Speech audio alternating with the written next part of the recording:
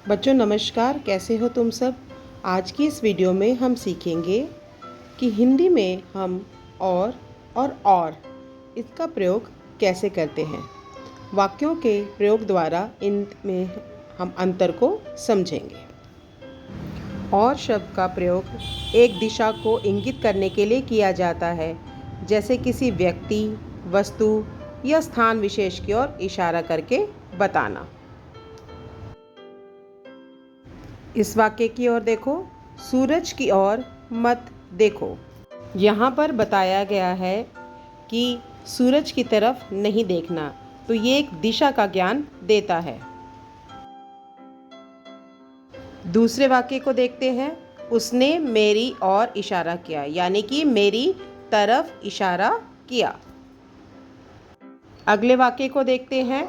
वह बगीचे की ओर गया, तो यहाँ भी दिशा का ज्ञान होता है। तुम किस ओर जा रहे हो। चलिए अब हम और को समझते हैं। यह दो शब्दों को या दो वाक्यों को जोड़ने का काम करता है। यह एक योजक शब्द है। यह विकल्प को भी दर्शाता है। जब हमारे पास ऑप्शंस होती हैं बेटा, उनको जोड़ने का कार्य भी यही करता है। चलिए वाक्यों के प्रयोग द्वारा हम इसे समझते हैं। हमें फल और सब्जियां खानी चाहिए। बच्चों इस वाक्य में फल और सब्जियां, हमारे पास दो ऑप्शन है और इन दोनों को जोड़ने का काम कौन कर रहा है? वो शब्द है और। अगले वाक्य को देखते हैं। बीरबल बहुत विद्वान और समझदार थे। तो बीरबल के दोनों गुणों के बीच में क्या शब्द लगा हुआ है? इनके बीच में लगा हुआ है और। मैं सुबह और शाम सैर करने जाता हूँ। तो सुबह और शाम को कौन जोड़ रहा है? और। आइए अब करते हैं कुछ अभ्यास। माँ डैश पिताजी बाजार गए।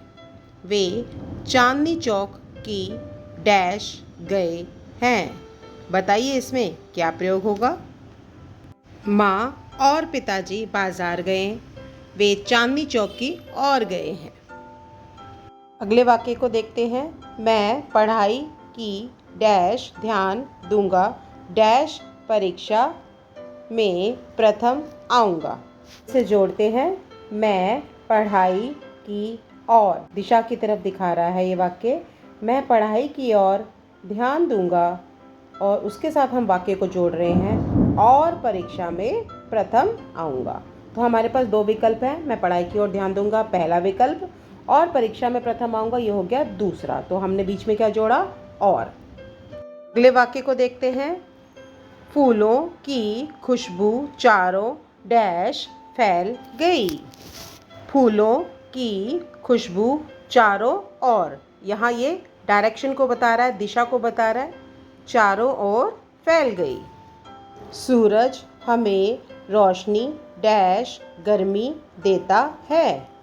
सूरज की डैश नंगी आंखों से नहीं देखना चाहिए।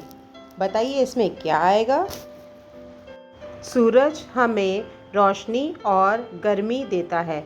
यहाँ हमने रोशनी और गर्मी दोनों को जोड़ा है और यहाँ अगले वाक्य में हम दिशा की ओर बता रहे हैं कि सूरज की तरफ, यानी सूरज की ओर नंगी आंखों से नहीं देखना चाहिए।